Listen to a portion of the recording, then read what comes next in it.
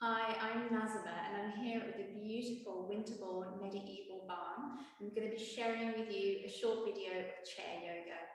Now, just before we get going, as you can probably see, as I'm sitting on my chair, my lovely chair, my feet are touching the floor, but that doesn't actually happen for everybody. So this is why I have a little yoga block close by. Just as equally, you can use a cushion as well, and just have it under the feet, and then that will just help you just raise up and a bit more comfortable as well. So if you need to pause your video and just go and grab hold of something, now is a good time. But otherwise, if you're ready, we're going to get moving. So this is a gentle chair yoga class, and we're going to start off really nice and easy, and that's just by shaking your wrist. It's really easy. Now I know I've got extra floppy wrists, so if your wrist doesn't quite move like mine, that's absolutely fine. The important thing is you're moving, and it's better to move than not move. And then we're going to take that movement into your elbow. You're just going to shake from the elbow, lift and lower. And then take it into the shoulder, and the shoulder's going to lift and lower. And sometimes the shoulder doesn't always want to move, so you might need to, especially if there's a bit of tension there, so you might need to encourage your shoulder to come up towards your ear, like almost exaggerate the movement. And then just dropping down, just getting the joints moving, get that blood flowing as well. And then just relaxing the arm, and just from that short movement, see how that arm feels on one side compared to the other side. Does it feel lighter and tingly? And let's go on to the other side. So start off with shaking your wrist.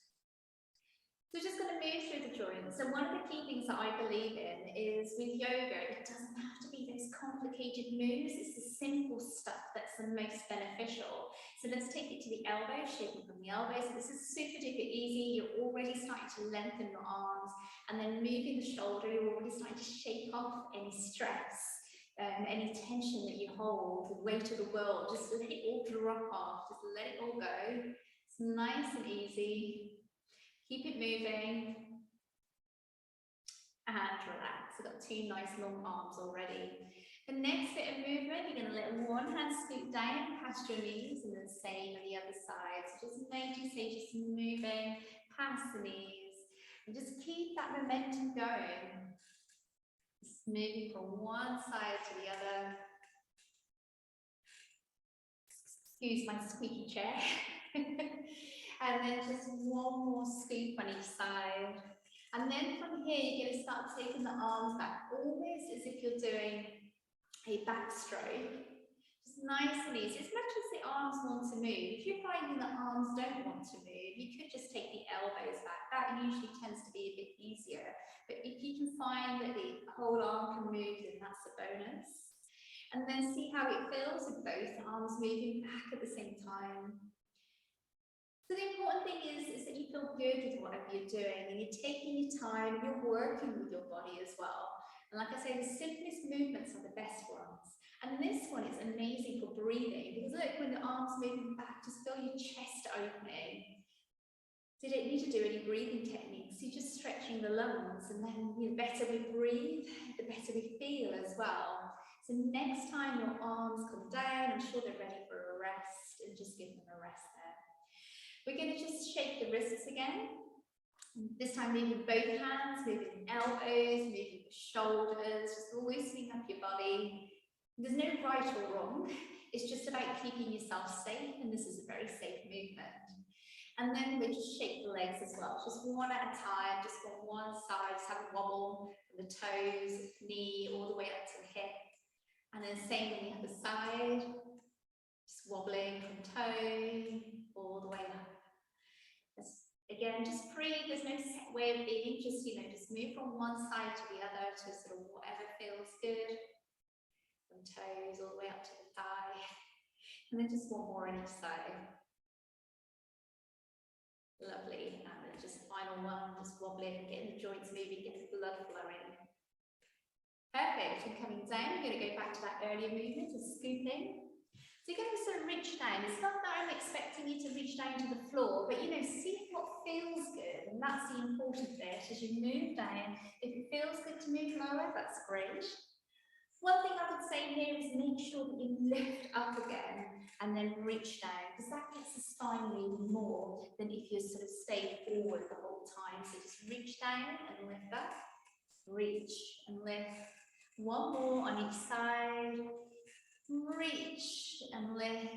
Brilliant, perfect. I'm going to lift both arms upwards, looking upwards if you can, and then letting the hands scoot down past the hip. It's only slightly looking upwards towards the ceiling, and then just coming downwards, hands scooping down past your chair, your hip. Breathing in, lifting upwards, and then when you come down, you can breathe out. And just one more, lifting upwards, breathing in, and then breathing out, come down. And then next time your arms lift up, bring them down sideways. We'll do a little side bend. So one hand coming under the navel, the other hand sort of on top, and it's just going to tilt to one side. Imagine you're holding a huge beach ball and the hands just move around the beach ball, and then you just tilt to the other side.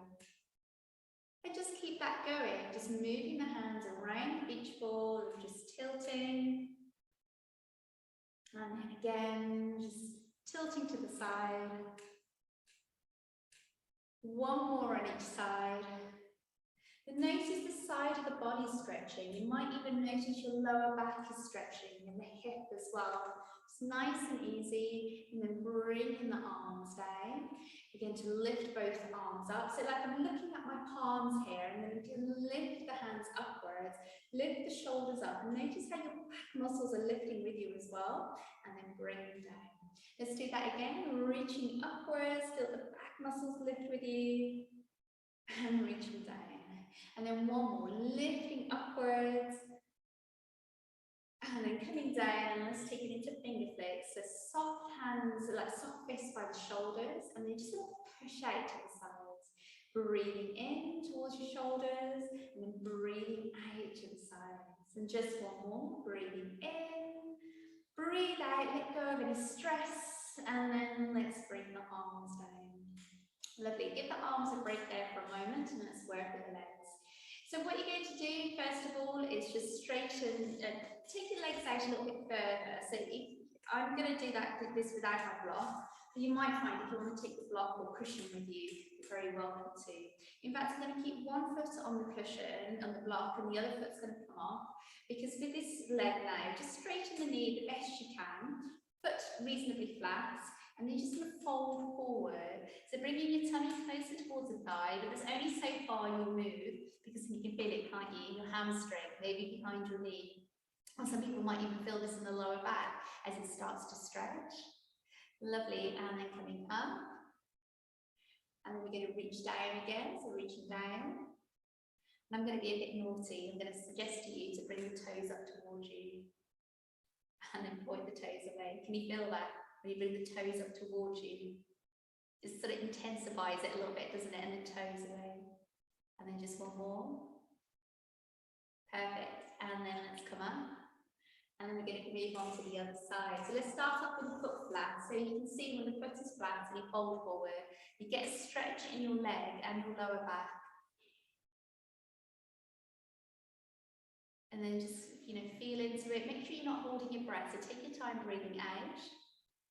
And then lifting up. And then it's your choice. So you see me be a bit naughty. When you bring the toes up towards you, how much stronger that becomes. And if that becomes a bit too strong behind the knee or the leg or even the calf muscle, you can bring the foot flat. So there's always ways of working around things. So just work on whatever feels good to you.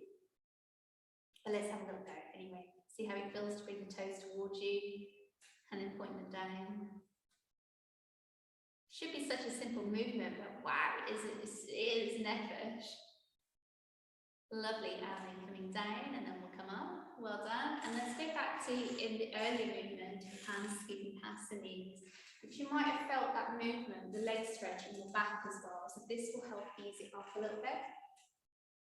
And just one more scoop on each side.